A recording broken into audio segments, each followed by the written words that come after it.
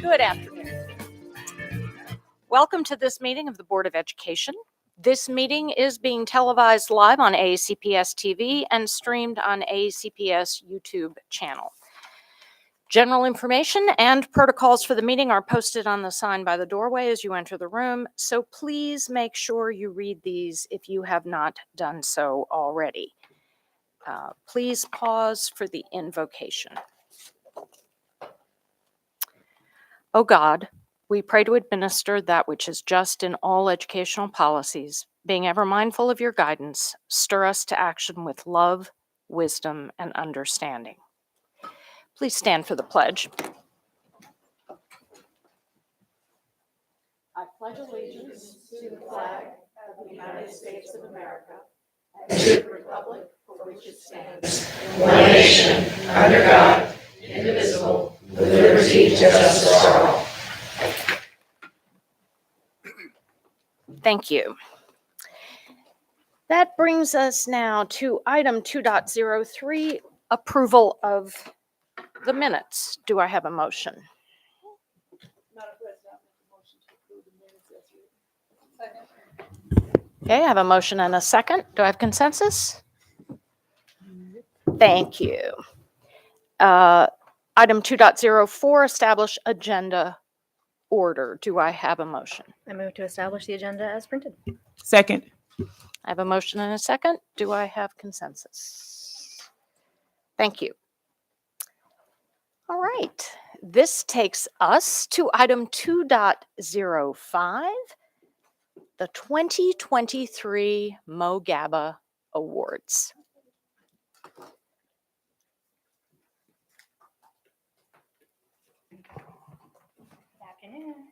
Good afternoon. President Tobin, Vice President Silkworth, members of the board, and Dr. Bedell, I am Anika Monk, Senior Manager, Communications for Anne Arundel County Public Schools. It is my honor to stand here today representing the MoGABA Awards Committee as we formally recognize the winners of the 2023 MoGABA Positivity and Perseverance Awards.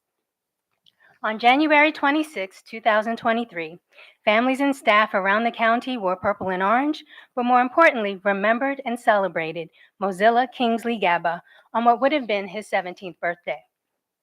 We are thankful for Mo's impact and proud to have been a part of his life's journey. We are equally proud of all of today's honorees. Before I introduce these AACPS awesome students, I would like to acknowledge the 21st Century Education Foundation for contributing $500 in each winner's name towards kindness initiatives at each of their schools.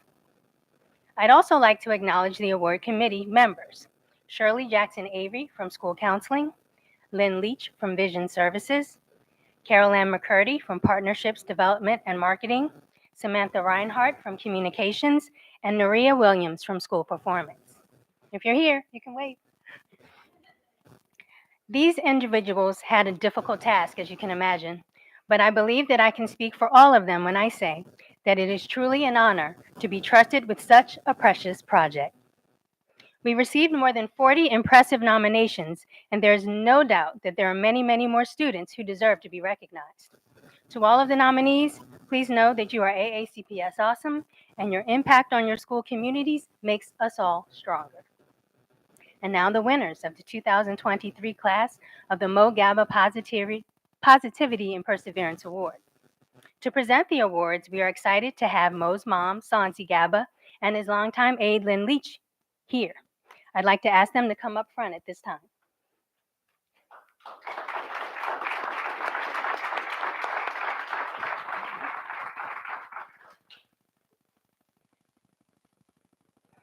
Each winner will be introduced individually and then come forward to receive their award.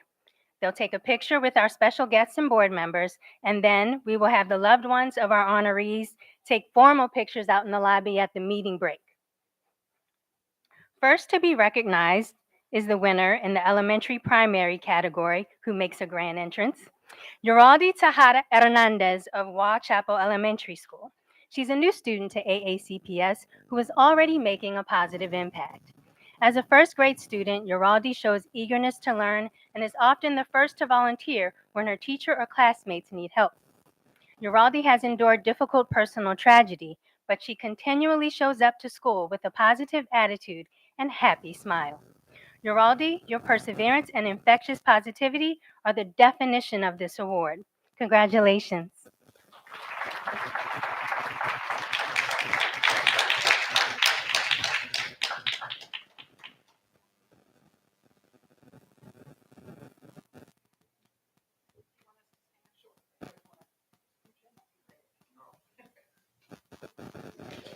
Mike's down.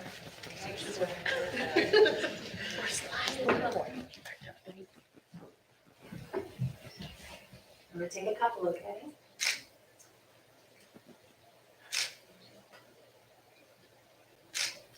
Thank you. Congratulations.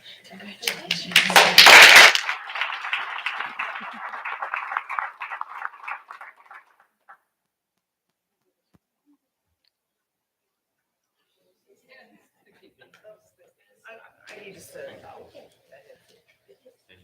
Next is the winner in the elementary intermediate category, Maisie Barber, Windsor Farm Elementary School. Many in her school community would agree that Maisie is a bright light. As a student ambassador at her school, she greets students in the morning, initiates conversations, and starts their day with that amazing smile. Because of her enthusiastic approach to every new day, you would never know the numerous medical challenges she has overcome, or maybe you would understand why she values each day so much. Well, Maisie, we value you. Your determination and empathy are an example to us all. Congratulations, Maisie.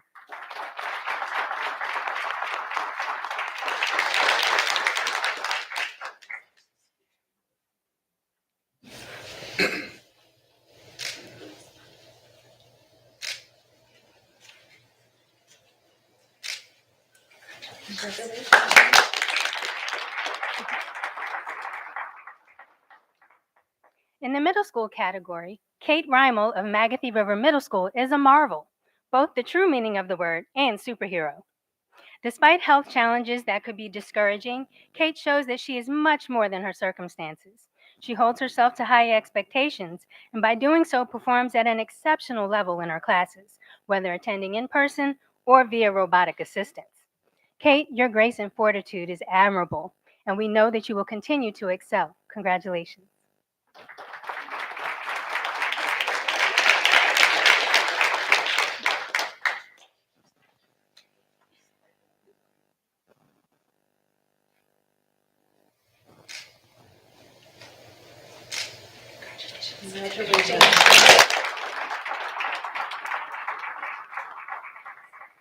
In the high school category, Ming Miller of South River High School.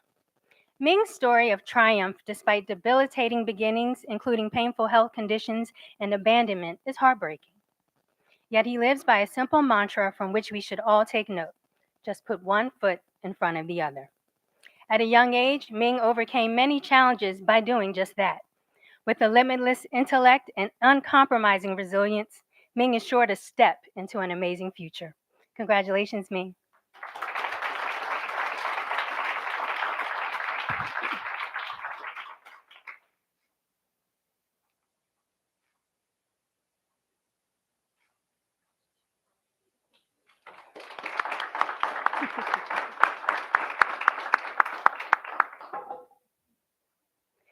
And now for the MoGABA Positivity and Perseverance Legacy Award.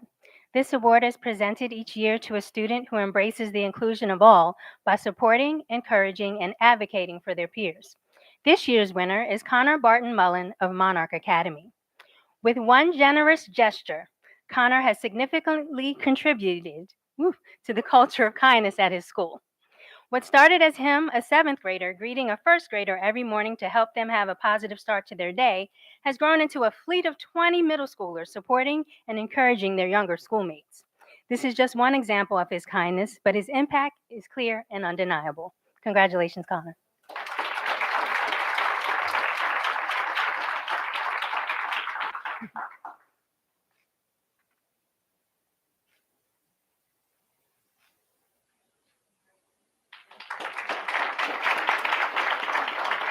Let's all give one more round of applause for all of our honorees.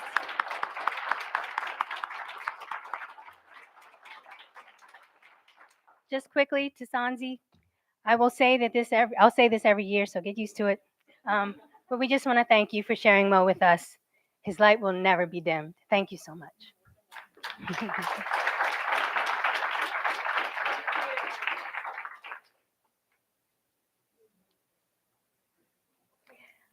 Lastly, you can have a seat. You can have a seat. Lastly, I simply want to say to all of the honorees and nominees, keep going. We need you to persevere and continue to spread positivity, just like Mo. Thank you.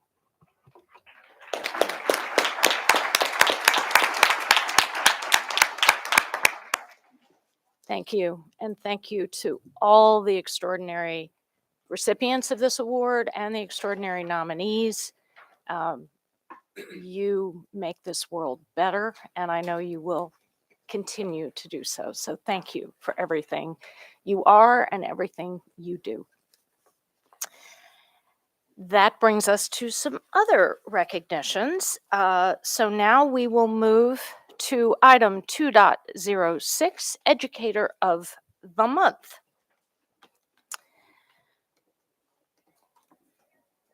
Our February Educator of the Month shows extraordinary leadership in his role at Monarch Academy Annapolis.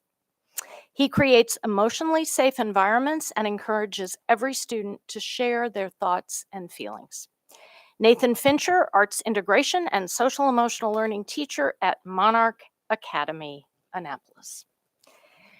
Mr. Fincher's classroom is a cohesive, compassionate community.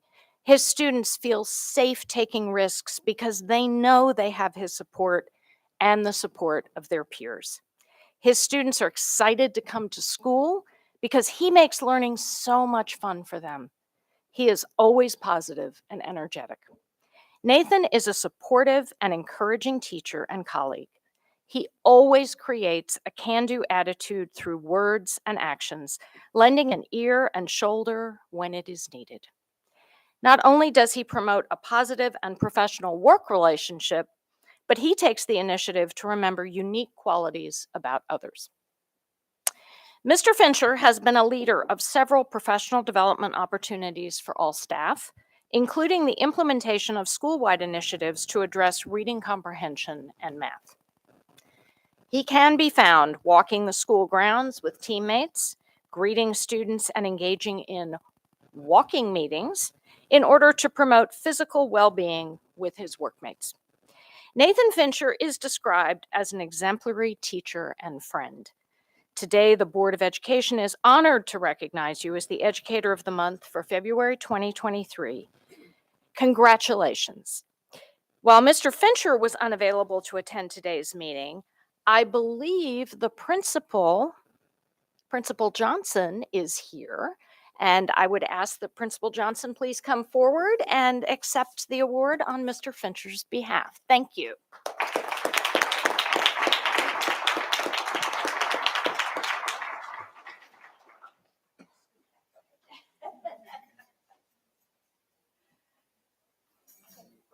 Thank you so much. Would you like to say a couple of more things about Mr. Fincher? Everything you said is extremely on point. The walking meetings, if you have a chance to visit us at Monarch Academy in Annapolis, you know that we have a big parking lot. So that is where we do our Wellness Wednesdays. So please come in and take a walk with us and we can talk and he'll be there to walk with you. He is extremely positive all the times, which helps set our culture every day. So. Well, thank you, and congratulations to you Thank as you. well. So would you be willing Yes, I to would. take this back? Maybe we'll get a couple of pictures Okay. here. This will be for Mr. Fincher. Yes. So shall we? Yes. Thank you And so please much. give him I our will. warmest congratulations. Thank you so much. Thank you so much. Thank you.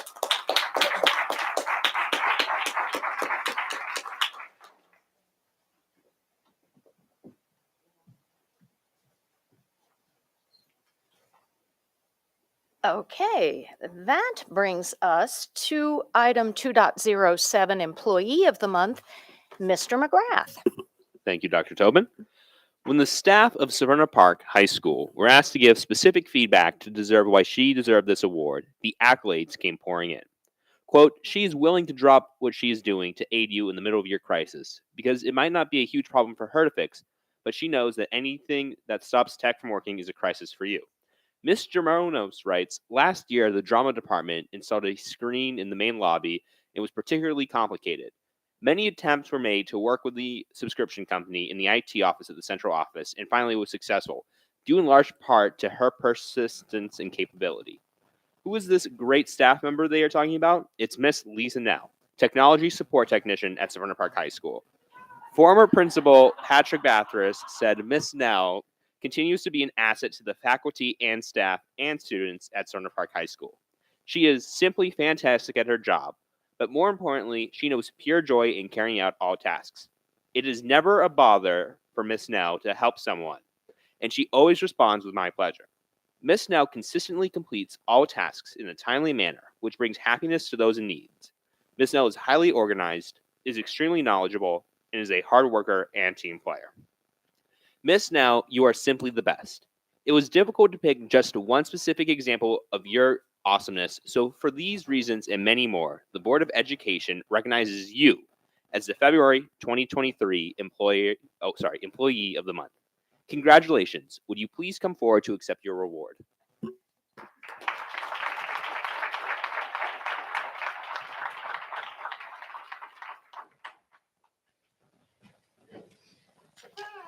I was. Thank you.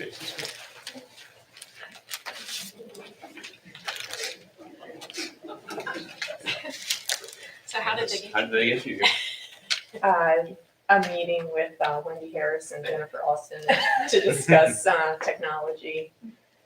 So, In the board? they had me. No, we were supposed to have a meeting, and then we were called in here. Now I know better. Who do you have with you? Yeah, who's here with you? Came with you. Oh, this is my husband, Wayne Nell, and Paige Chang is one of our assistant principals. Thank you.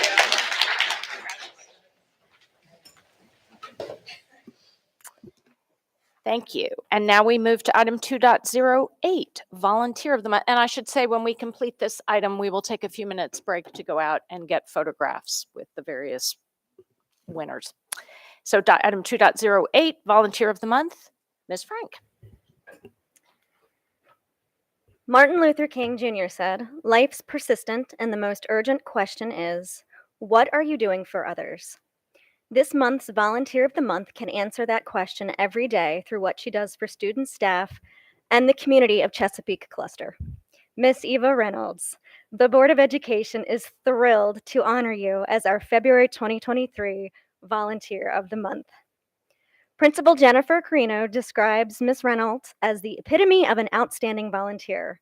Her dedication started at Pasadena Elementary in 2009 and through the years has included room parent, Chessie helper, PTA committee chair and board member, box top coordinator, volunteer liaison, field day volunteer, chaperone, just to name a few. Miss Reynolds supported the Green School Initiative recertification, including the time and effort it takes to beautify the courtyard and school gardens, working tirelessly to ensure that the school had labor materials and tools to help put the gardens to bed in the fall and wake them back up in the spring. Along with her own time she gives, Ms. Reynolds has recruited and coordinated volunteers, including myself, so that they too can answer the question, what are you doing for others? These volunteers include not only parents, but also current and former students. By volunteering with Ms. Reynolds at the PTA school store, students learn life skills such as customer service, collaboration, marketing, cash exchanges, and sales. Continuing to support students, Ms. Reynolds initiated an inclusive after-school writing club welcoming students from general education and the specialty site autism program. Along with the tangible things that we can see Ms. Reynolds does for the school, Kate Wiesel and Tori Malone, teachers at Pasadena Elementary, shared the impact she has on how students feel.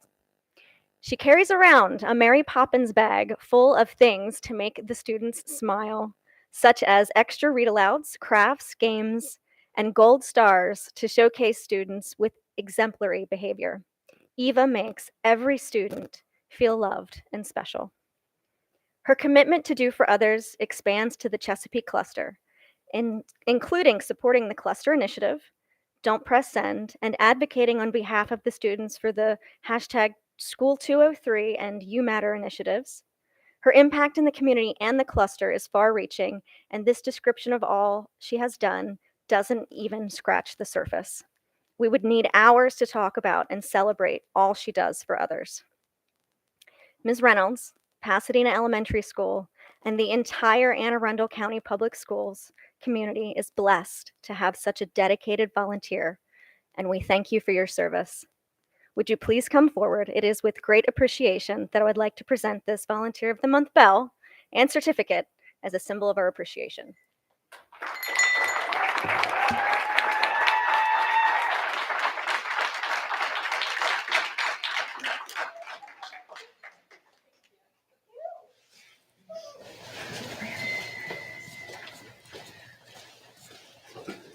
So here is your certificate, and Oh, I get to ring it? you get to ring it.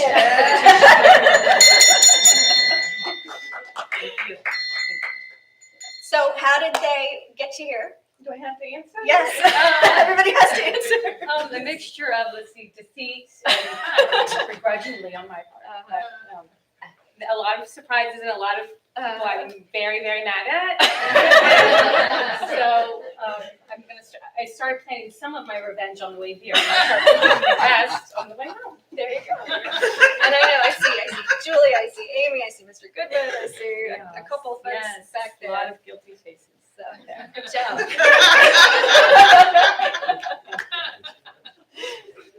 Thank you. Thank you. My pleasure.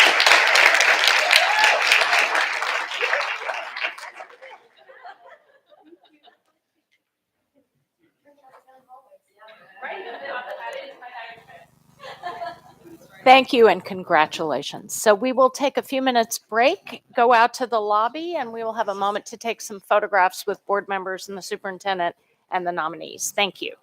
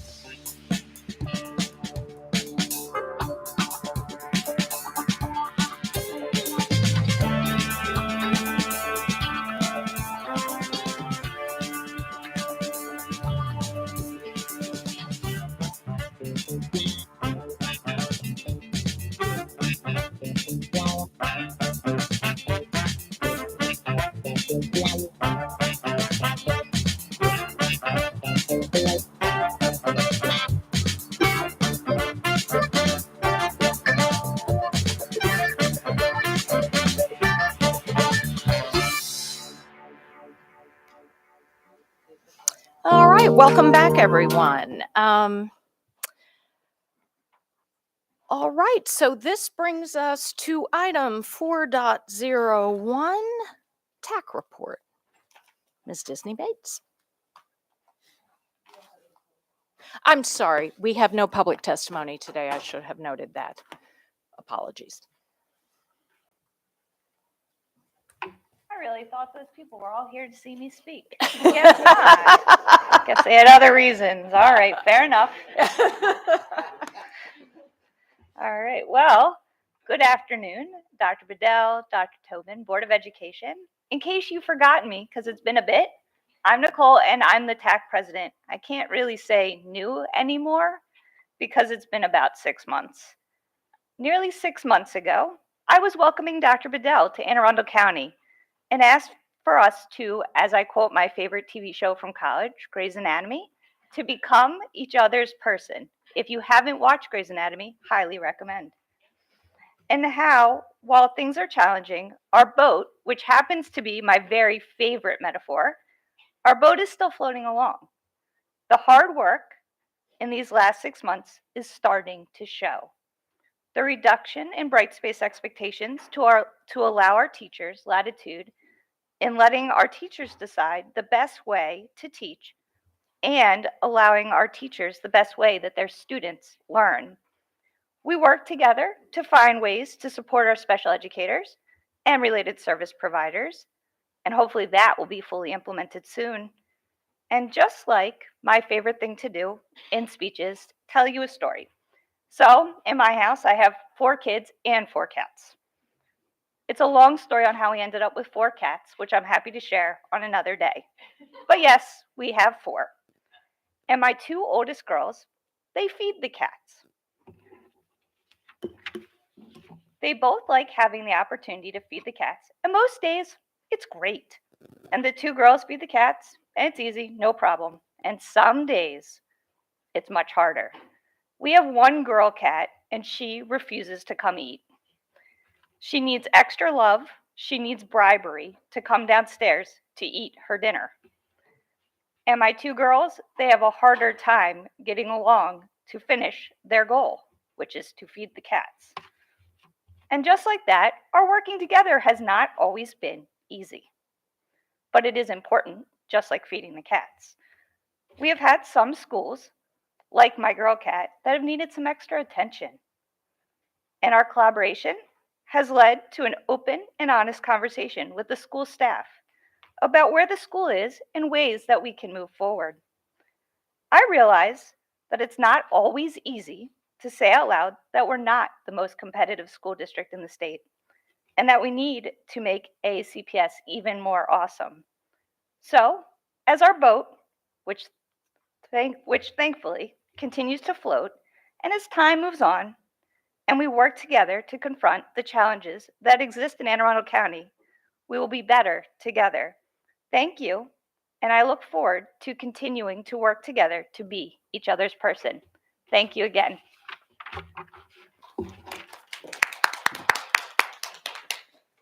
Thank you very much, Ms. Disney Bates.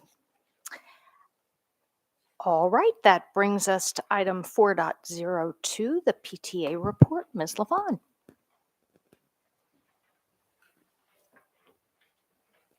Good afternoon, Dr. Tobin, Vice President Silkworth, Dr. Bedell, board members and guests. First, as a reminder, the AACC PTA Reflection Ceremony is on February 21st at 6 p.m. at the Odenton Library. Artwork from the winners will be displayed here at River Road and at the Odenton Library throughout the month of February. Today, I am going to yield my time to the Free State PTA President, Marla Posey Moss, who is here to speak about Free State PTA, which is the state governing PTA, our legislative agenda, values, and more. So, Marla, welcome, Marla Posey Moss. Thank you.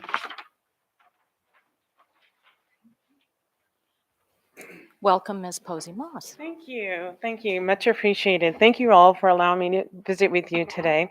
I'm Marla Posey Moss, as Mallory mentioned, the president of Free State PTA, the designated state PTA Congress that represents national PTA in the state of Maryland. It is a pleasure to see you, Dr. Tobin, and board members. Many of you are very familiar and supportive of the PTA, and I visit with you all today to enlighten you on the state PTA perspective. Also, I'm grateful to the Anne Arundel County Council PTA President, Mallory LaFawn, who enables my ability to share the PTA state legislative agenda, dates of interest, and highlight some priorities. In the past, I've been quite accustomed to working with John Willems, the Director of Government Relations of the Association of the Maryland Boards of Education. And I look forward to seeing you all again if you're at the February 22nd meeting of MABE. First, I would like to share with you what distinguishes us from other parent groups.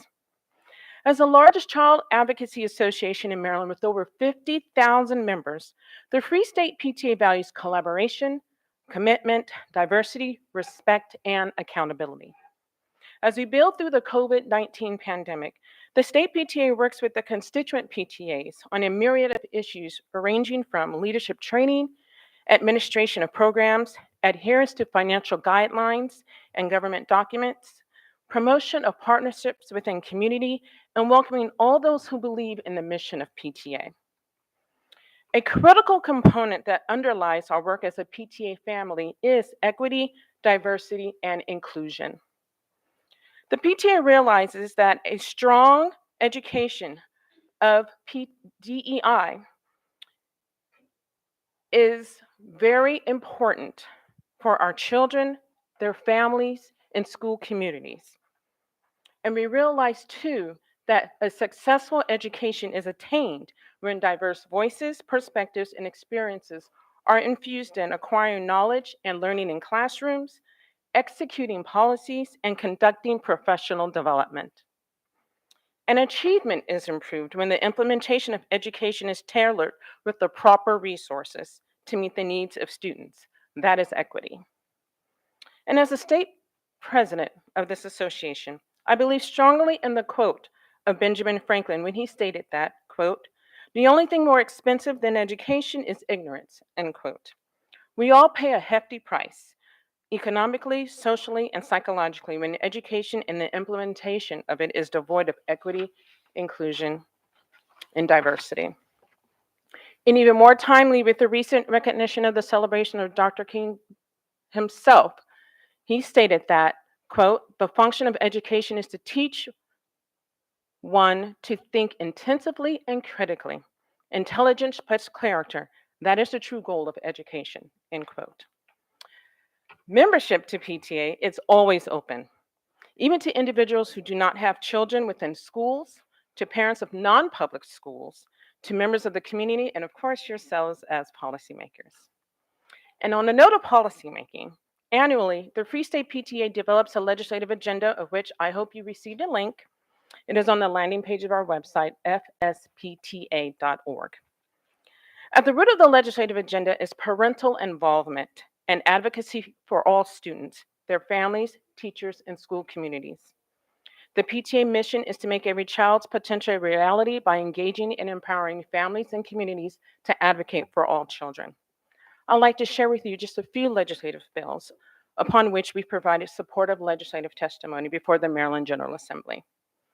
House Bill 185, Non-Public Schools, Child and Child Care Providers, Corporal Punishment Prohibition. House Bill 185 prohibits educational institutions from administering corporal punishment and requires the State Board of Education to adopt regulations for the registration of family and large family child care homes and the licensing and operation of child care centers to prohibit corporal punishment. Another bill I'd like to highlight is House Bill 24, Sales and Use Tax Musical Instruments Exemption.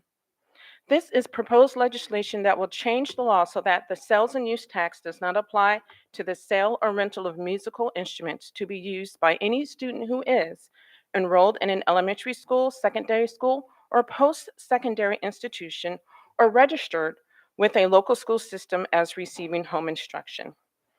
And then there's Senate Bill 120, Public Schools Anaphylactic Food Allergies Guidelines. Now, Senate Bill 120 is closely aligned to you as Board of Education members because it requires each county Board of Education to adopt, implement, and publish guidelines for reducing the risk of students with anaphylactic food allergies and develop a system to disclose the major food allergens contained in foods served in schools. An excellent component of Senate Bill 120 is the emphasis it has on communication and collaboration with school staff, students, and parents regarding notification to parents and students about measures the school is taking to avoid exposures to allergens. This language comports with Free State PTA's emphasis on the role of family engagement as it relates to child safety. The PTA emphasizes conducting regular and timely communication with families about safety, policies, and procedures. Also, the PTA supports environmental and youth justice bills because, again, when it comes to safety and equity, the PTA plays a critical role.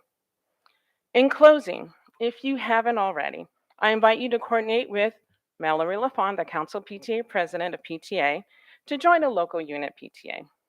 In conclusion, I'd like to invite you to 2 events of the Free State PTA, the PTA Night in Annapolis on February 16th, and the Free State PTA Convention from July 28th to July 31st. Again, I thank you for your time. Thank you very much. And thank you for taking the time to visit with appreciate us today. We appreciate it. Thank you, Dr. Tobin.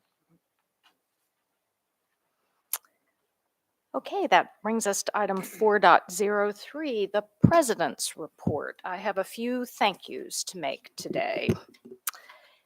So first, let me thank all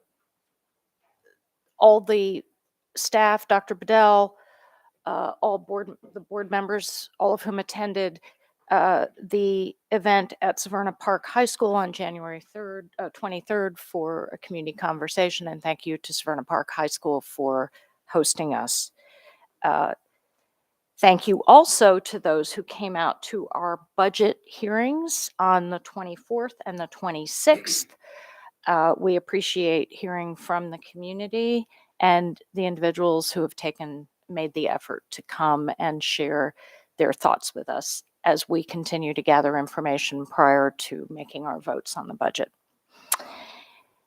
Thank you to Dr. Bedell and the staff for bringing forth the new initiative, #BePresent, which was introduced this last Monday morning. We're grateful to you, Dr. Bedell, for taking this initiative, for putting out very important data to the community. So in the spirit of what we've recently heard, families can be fully apprised of what we are focused on at school and the fact that we are seeking their engagement, the community's engagement, to help us keep our students safe in school.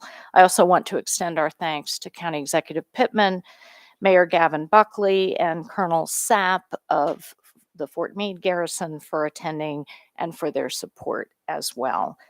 I was privileged, along with Ms. Dent, to attend the first Blueprint implementation workshop last night at Arundel. I believe there's another one tonight.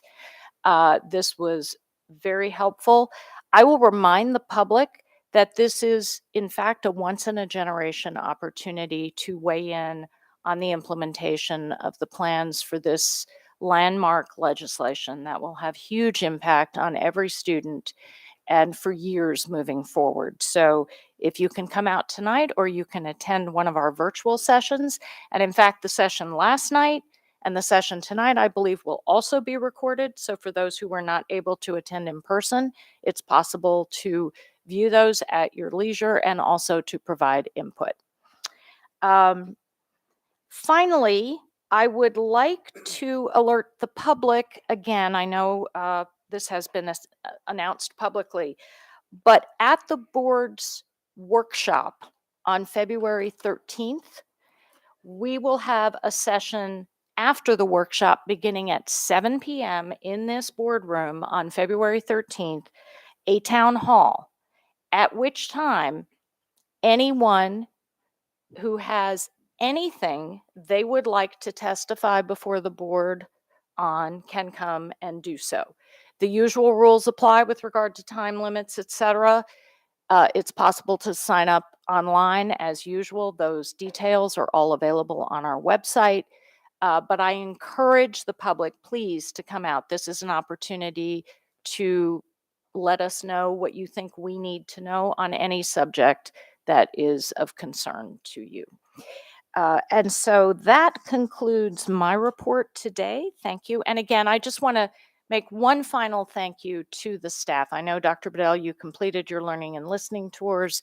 We've obviously had the additional session at Severna Park High School. Now we have the Blueprint workshops. This has been a huge lift for our staff. People have been working around the clock. I know we've put out the results of much of these listening and learning tours. There, as everyone can imagine, a huge amount of work went into recording that, to putting the data together, to being there every night after the workday was over.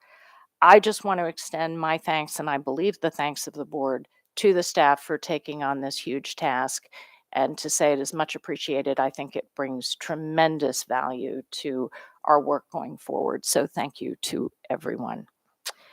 Okay, so that moves us to item 4.04, the Policy Committee report. Ms. Dent had to step away briefly, so I'm going to move to item 4.05, the Equity Committee report. Mr. McGrath. Thank you. The Equity Committee met on January 30th to discuss steps moving forward after the event hosted at Severna Park High School and how we can ensure that the community conversation evolves into long-term plans to improve equity in Anne Arundel County.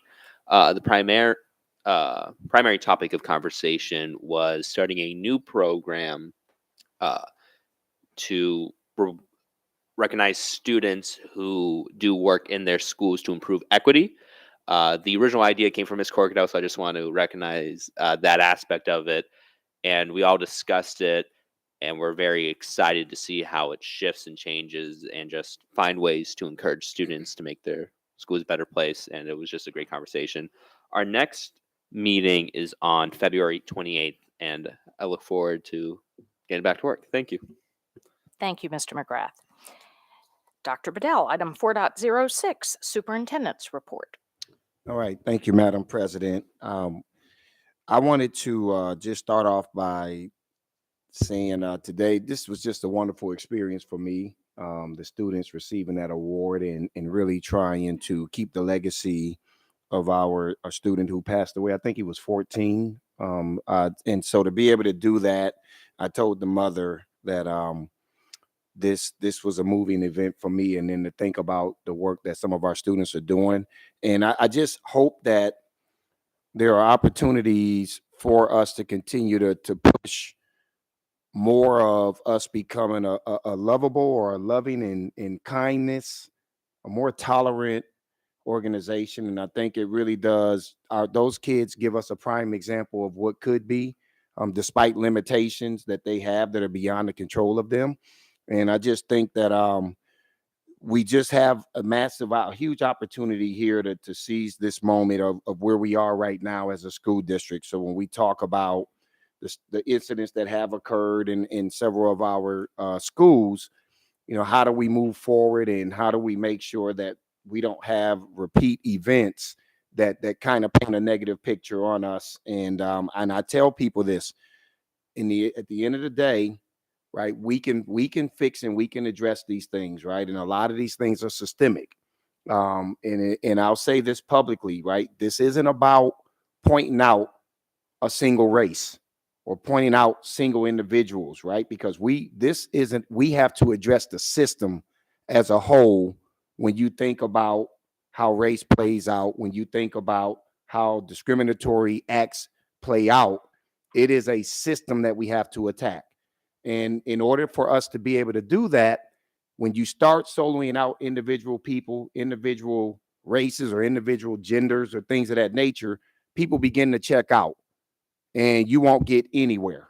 So I think it's important that this community understands that under my leadership, like, we are going to talk about equity. We're going to talk about inclusion. We're going to talk about race. We're going to talk about how we address the system. And for me, I didn't say inclusion because I'm already here. I don't need to be included in nothing. At the end of the day, I want to be accepted for who I am and how I show up. I want to have access and I want to have a sense of belonging. Do I feel that I belong? That is the environment that we want to create for everybody that shows up into this school district. So I just, look forward to continuing to do this work, but just continuing to reiterate to you all, everything that I focused on in the work that we've been doing over this entry plan is just around us coming together as a community to address the changes that are happening. As I've said to people, we're becoming more and more diverse as a school district and as a community. How do we embrace that so that we really do make Anne Arundel County one of the most wonderful places that people can live in, and that our educational experiences and our educational outcomes truly make us a leader, not only in this state, but nationally. And so that has been my commitment from day one. That remains to be my commitment. I wanted to make sure that I put that on for the record, because we've had incidents, whether it's been negative, that have occurred with some of our schools, but even with some things that we've done at some of our schools from an equity standpoint, rolling out things and having comments that basically say if you're a racist, you're white, right? That kind of stuff is not what I have operated under doing equity work, and I've done equity work very successfully 6 years in Kansas City.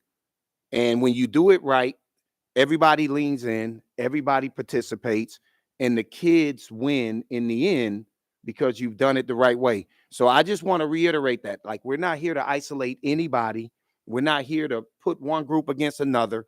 We're here to work in the middle to figure out how we can agree on things and then begin to work on our differences over time.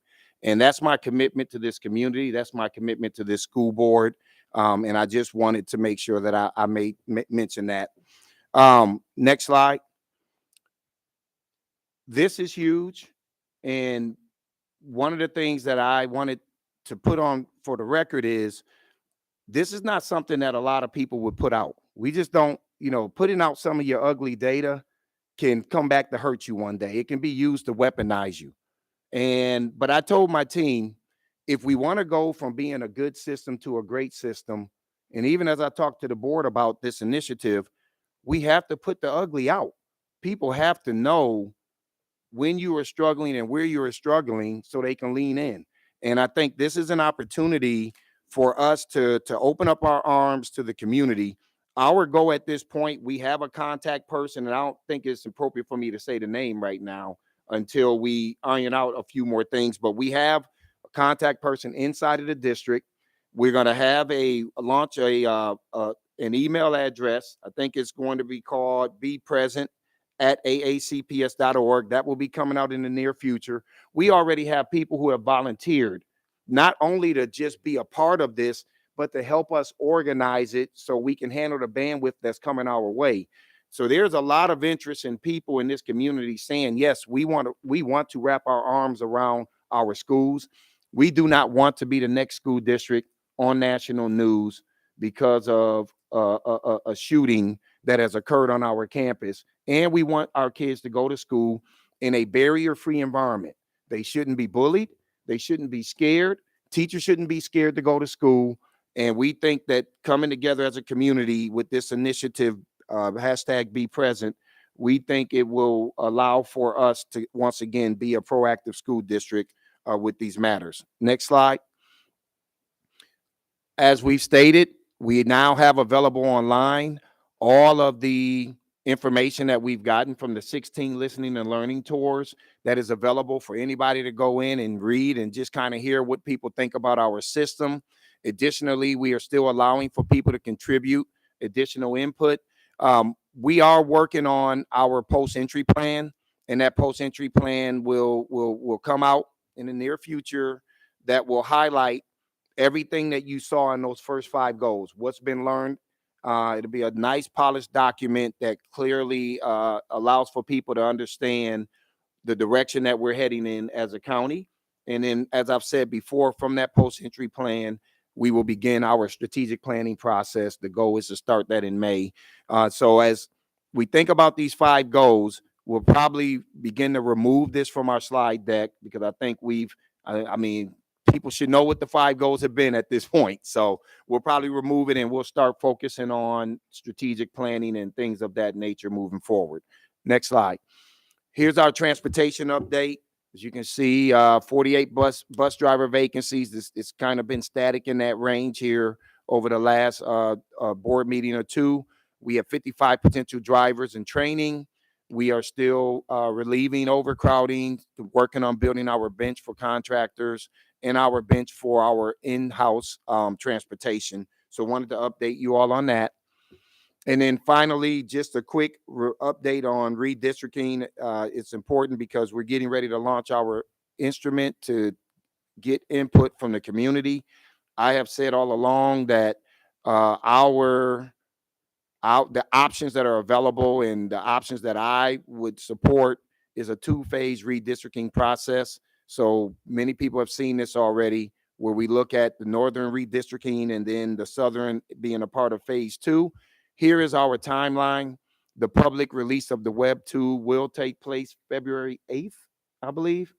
And I just have to commend our IT department, Matt Stansky and the operations team.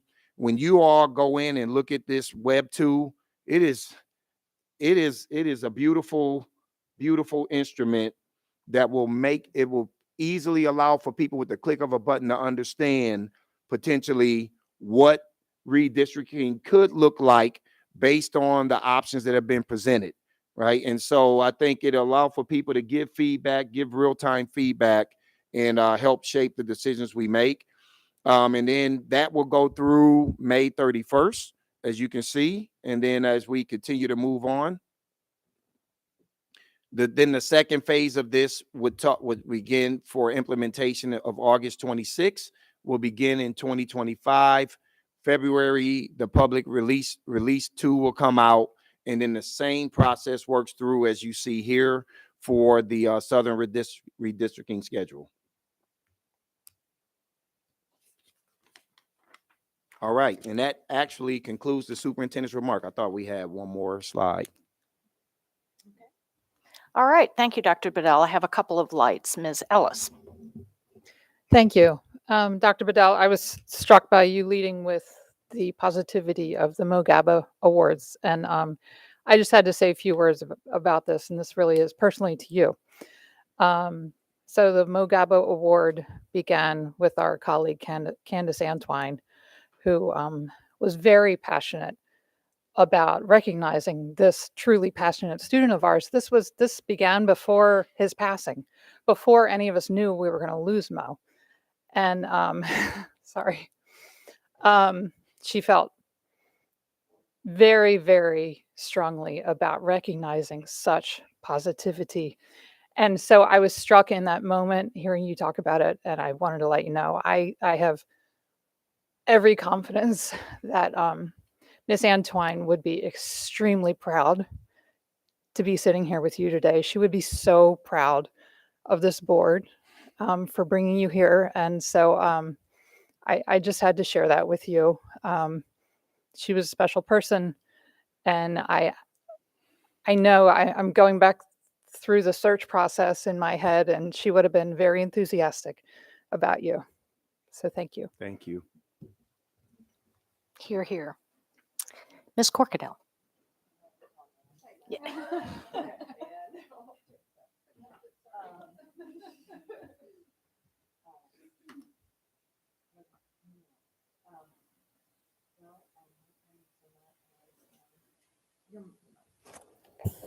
My comments are not at that personal level. I actually, it was sort of a quick technical question. It feels a little more awkward than I thought it would have.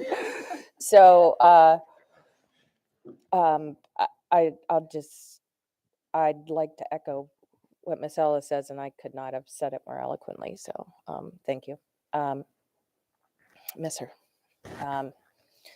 So thank you guys so very much. And yes, I know what IT had to move to get to even the thought of what this is. I am excited to see it and know that that is an enterprise level project. And to pull it together like that in such a way and to boldly release it, I'm proud to be part of the team. So once we are done with Northern and Southern, we had the MGT study, right? That's now getting kind of dated.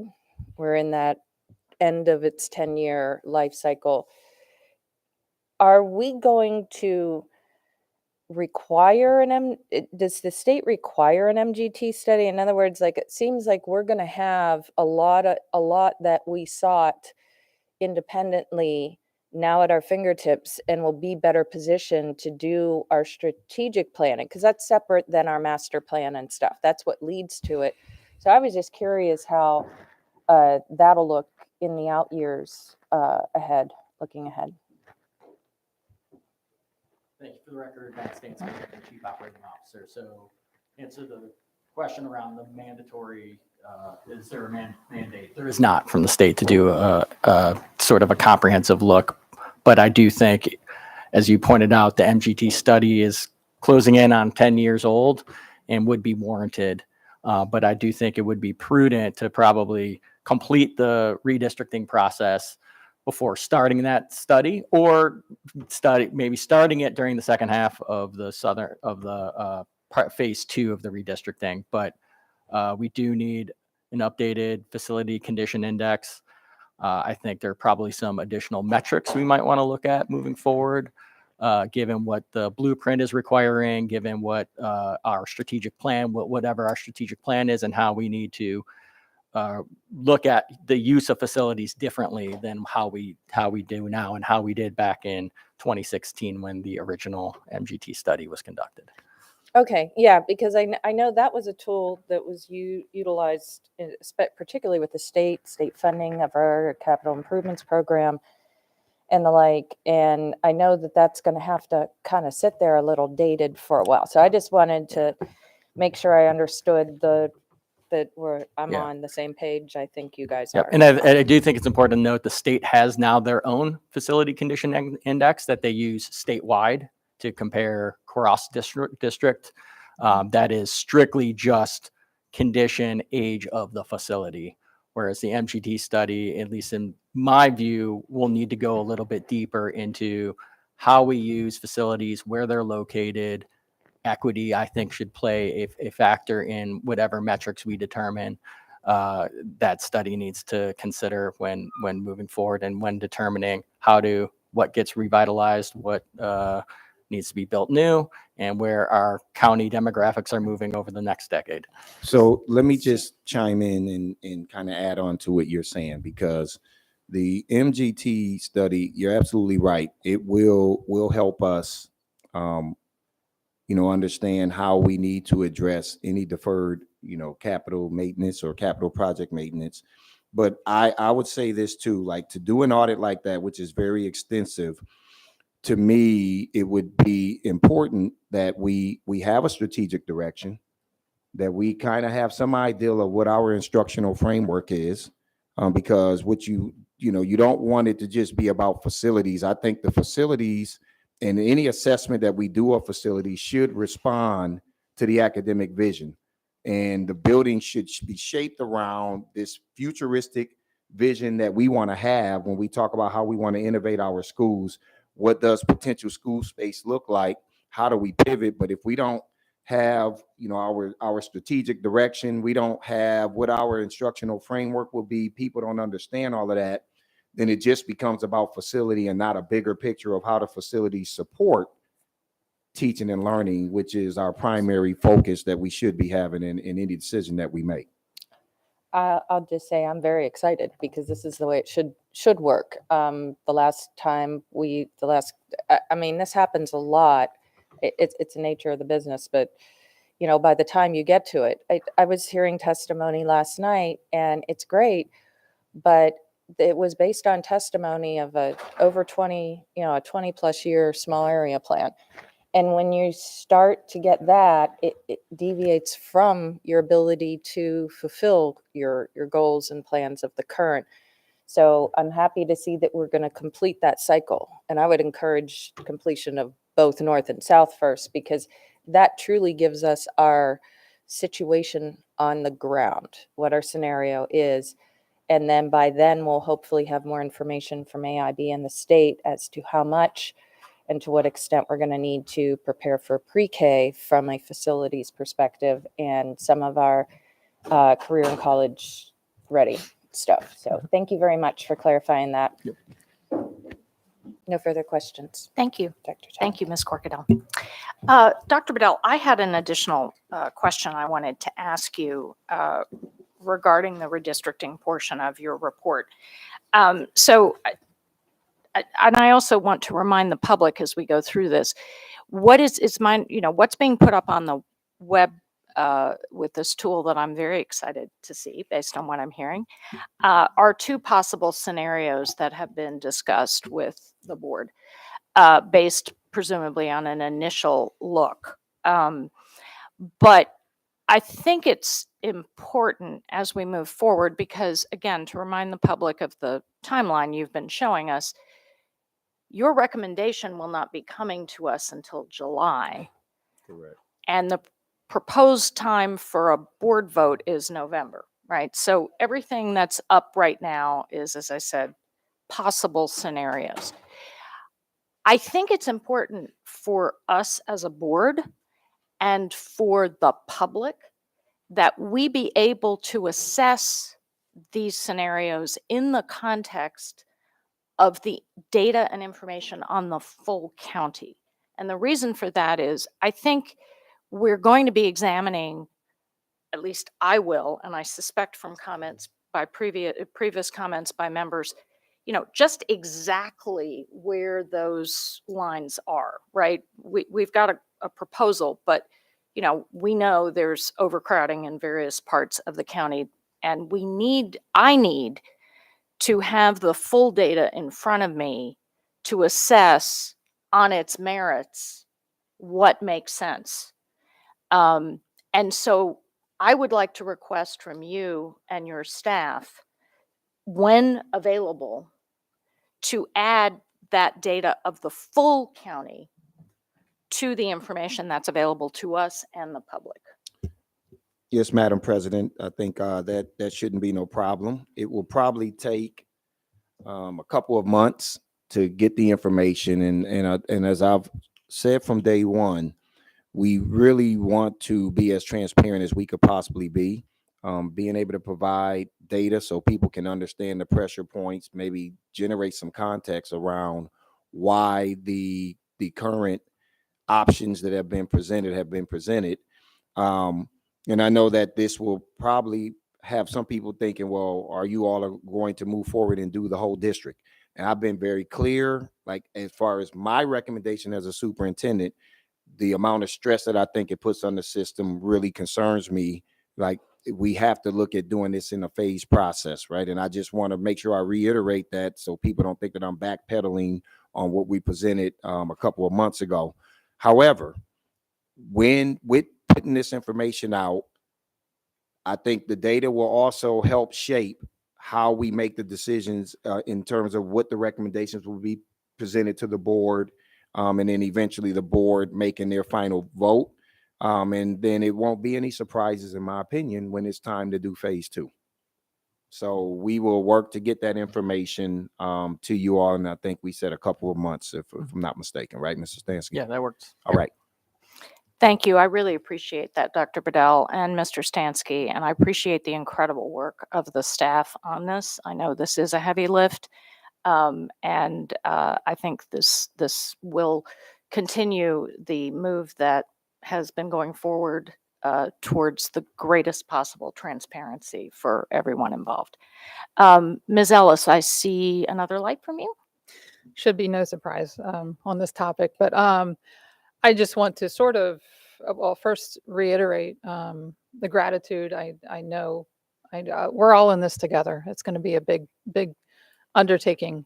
No matter who moves where, when, it's going to be it's going to be a lot. But I greatly appreciate your request, Dr. Tobin, and I do think it is very important that the public understands and that we continue to put out that this is an evolving process.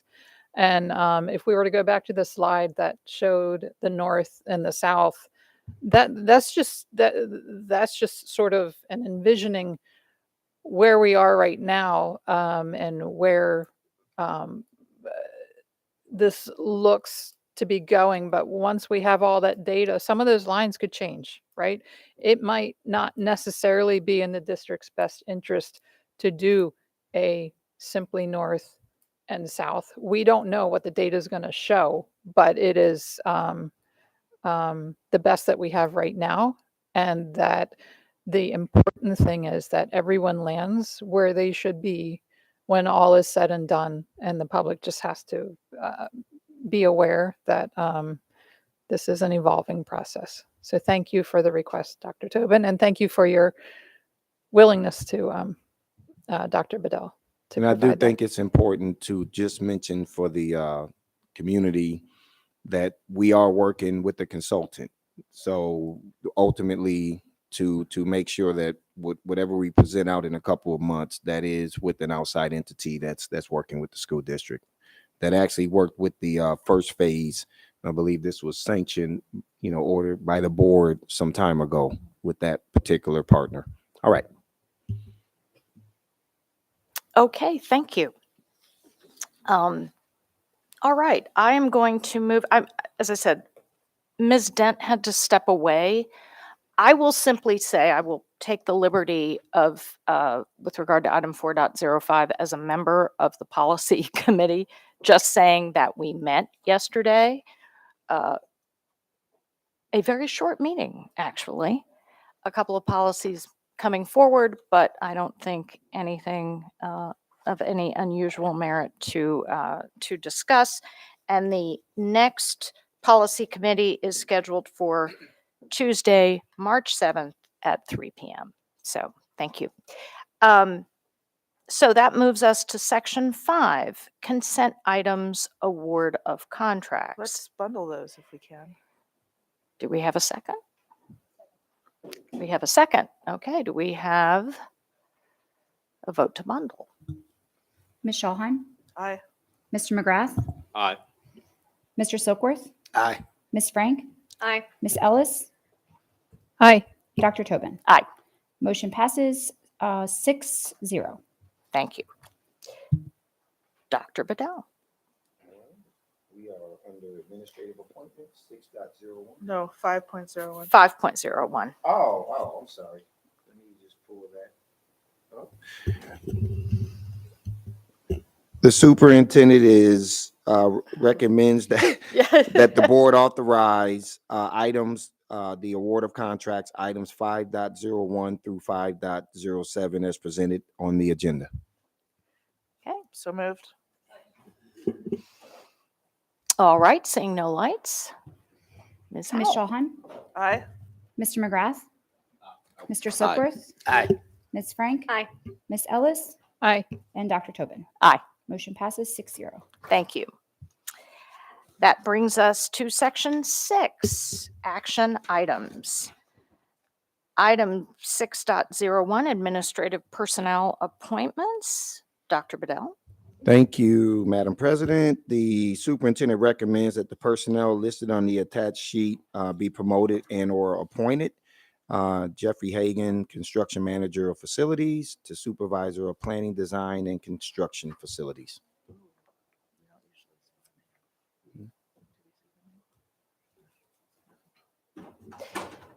Thank you. Do I have a motion? So moved. Second? All right, seeing no lights. Ms. Shawhan, Aye. Mr. McGrath, Aye. Mr. Silkworth, Aye. Ms. Frank, Aye. Ms. Ellis, Aye. Ms. Corkadell, Aye. Dr. Tobin. Aye. Motion passes 7-0. All right, that brings us to the second part of 6.01. Well, So moved. I have to, Oh. so as president, I will not talk about myself in the third person. As president, I recommend that the personnel listed on the attached sheet be promoted and or appointed. So moved. Second. Okay. Seeing no lights. Ms. Shawhan, Aye. Mr. McGrath, Aye. Mr. Silkworth, Aye. Ms. Frank, Aye. Ms. Ellis, Aye. Ms. Corkadell, Aye. Dr. Tobin. Aye. Motion passes 7-0. Thank you. Okay, that brings us to item 6.02, personnel. Dr. Bedell. Thank you, Madam President. For this item, we will have Grace. Sorry, think you're up. I did the wrong thing. Oh, okay. Personnel. Yeah, yes. Are you on 6.02? 6.0. Wait a minute, did I go? Because mine says. Oh, 6. yeah, that's, I'm sorry, I skipped over with you. Okay, You can sorry. just stay Sorry, there. Ms. All right, Wilson. sounds good. All right, the superintendent recommends that the board approve the actions as stipulated on the attached sheets. So moved. Second? Seeing no lights, Ms. Howell. Ms. Shawhan, Aye. Mr. McGrath, Aye. Mr. Silkworth, Aye. Ms. Frank, Aye. Ms. Ellis, Aye. Ms. Corkadell, Aye. Dr. Tobin. Aye. Motion passes 7-0. Thank you very much. Item 6.03, items of legislation. Dr. Bedell. All right, thank you, Madam President. So we are here now, and we will have Grace, who represents our school district with our legislative agenda items, present this section to the board and the community. Wonderful. Good afternoon, Dr. Bedell, President Tobin, and members of the Board of Education. For the record, Grace Wilson, Acting Legislative and Policy Specialist. I'm here today to discuss the items of legislation exhibit. There are 17 bills in the exhibit before you. None of them require the board to adopt a formal position on these bills. And with that, I'd be happy to take any questions you may have about this items of legislation. Thank you, Ms. Wilson. Okay, I didn't catch who was first on the draw here, so I will go alphabetically. Ms. Ellis. Thank you. As always, thank you for the keeping us updated. Always a lot going on this time of year. House Bill 206 has to do with now my understanding is expanding the what's it called? The pre-kindergarten expansion grant program. There it is. Pre-kindergarten expansion grant program to Montessori schools. Previously, it was not available to them. That's correct. Is that this correct? bill, the way the bill is drafted, it would allow Montessori schools to benefit from this grant program. Okay. And we all know that it's been challenging for school districts to find providers to meet those enrollment expectations from the state for pre-K. So this bill could potentially add providers to the county for pre-K, which are greatly needed. But as someone who is very familiar with the Montessori method, which is something that's grounded in decades, many decades of, a century of early childhood education. I know a fair bit about Montessori. And the Montessori method for the primary classroom, which covers ages 2.5 to 6, relies on large class sizes of mixed ages in order to develop the classroom community and to allow for self-directed exploration known as uninterrupted work periods among the students. The association Montessori International has established standards for class sizes of 24 to 35 students with one teacher and allows for one assistant. The American Montessori Society has established standards for the primary classroom, ages again 2.5 to 6, with a student to adult ratio of 15 to 1. These organizations are in fact recognized within House Bill 206 for teacher accreditation. And as school systems are struggling to meet the state mandated requirements for pre-K enrollment due to a lack of providers, it is indeed beneficial to school systems to expand access to the pre-kindergarten expansion grant program to Montessori schools and programs. However, the state should not impose additional requirements on providers that already meet high standards for education and that interfere with their proven education practices. And therefore, I move that the board supports House Bill 206 with amendments. Second. And in particular, I'm talking about the staff to student ratio that is required in this bill, that it actually goes against the foundations of Montessori teaching.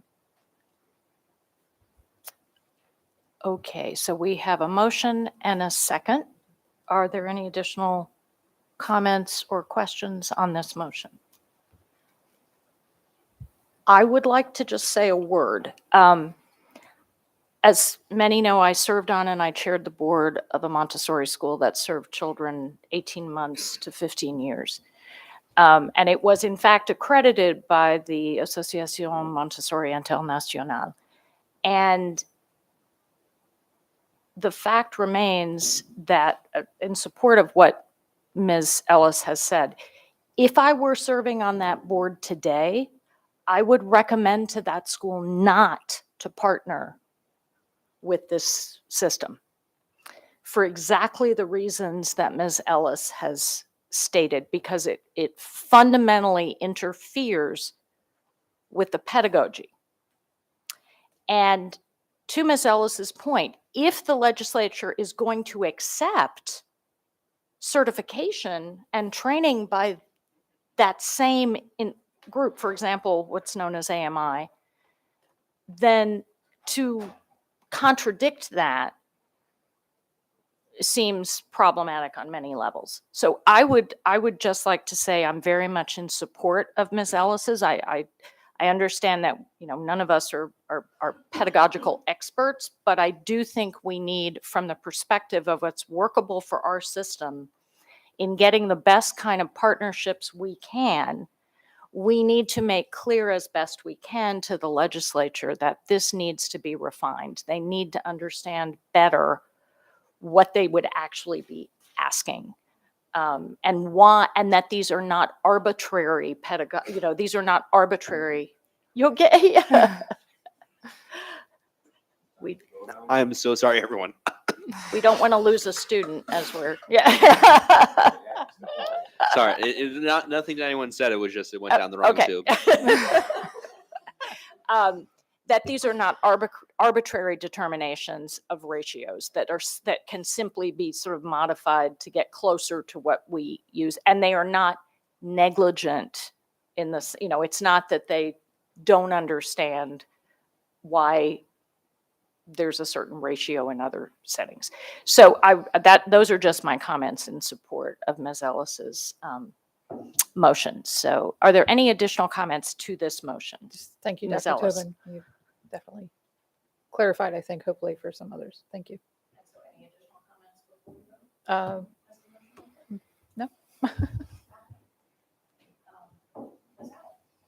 Ms. Ellis moved that the board supports House Bill 0206 with amendments. Ms. Schallheim? Aye. Mr. McGrath? Nay. Mr. Silkworth? Aye. Ms. Frank? Aye. Ms. Ellis? Aye. Dr. Tobin? Aye. Motion passes 5-1. Thank you. Ms. Frank, I see your light. Yes, thank you. Also for items of legislation, it looks like Ms. Posey Moss is no longer here, but Ms. LaFawn, I did want to absolutely thank the PTA for discussing their items of legislation with us today and giving us the what you guys are focused on. And certainly one of the bills that Ms. Posey Moss mentioned piqued my interest, and I kind of giggled. So at the last board meeting, Ms. Wilson, I had asked you about House Bill 24, and I mentioned that I was going to kind of noodle it around a little bit and then come back. So I did have somebody at the budget hearing that the county executive hosted in District 3 came up to me and they said, I'm really glad you mentioned that. I would really like you to pursue it because it does help the community. And then they had a couple of reasons and arguments that I won't get into, but I did tend to agree that even though it's not system specific, especially in light of Dr. Bedell's inviting the community in and making them a partner, I feel like there is some balance to be struck with that. So I did want to support this bill. So I'm going to move that the board support House Bill 124, Senate Bill 314, Sales and Tax Use Musical Instruments in the board's 2023 legislative program. Second.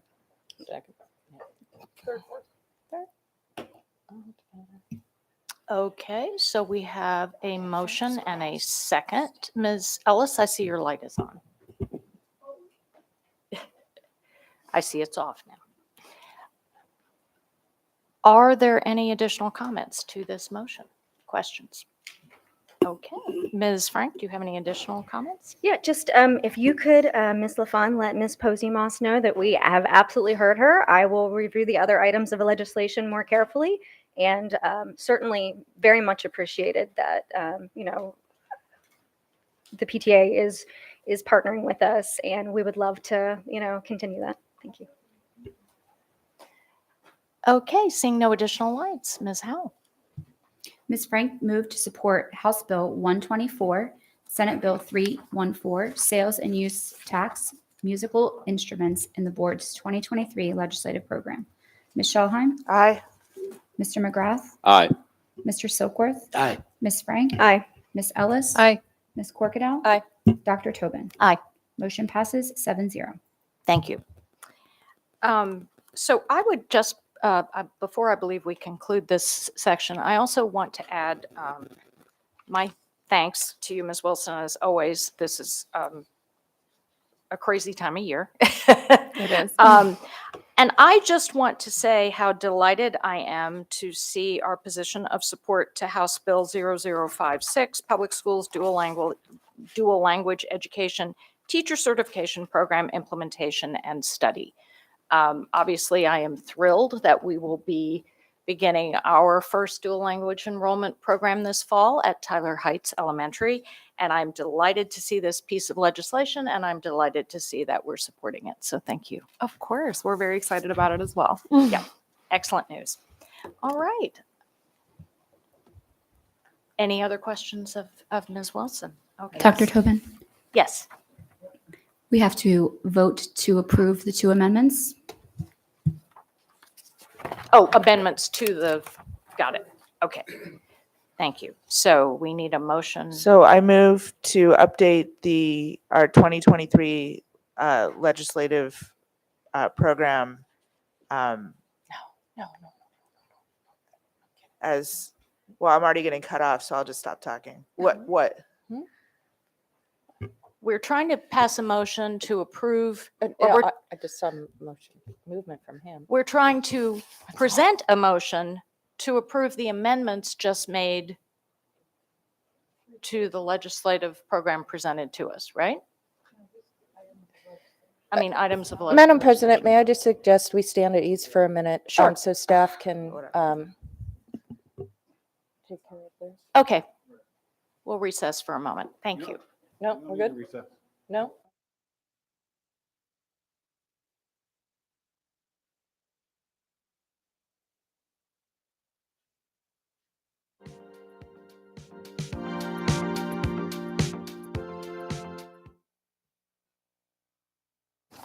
Thank you very much, Mr. Mosier. All right. So that brings us to policy revisions, third reading, item 6.04. Dr. Madam Bell. President, the superintendent recommends approval of policy BBF, subject to final correction for style and format.